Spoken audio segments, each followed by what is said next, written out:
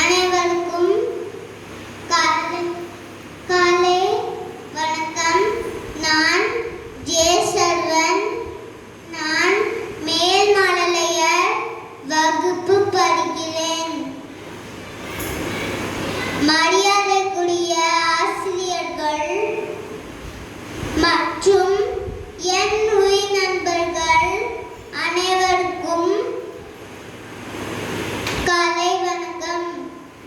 கல்வியின் முக்கியத்துவம். கல்வி ஒரு சிறந்த ஆயுதம் மாதிரி. அது இந்த உலகத்தையே மாத்திடும்.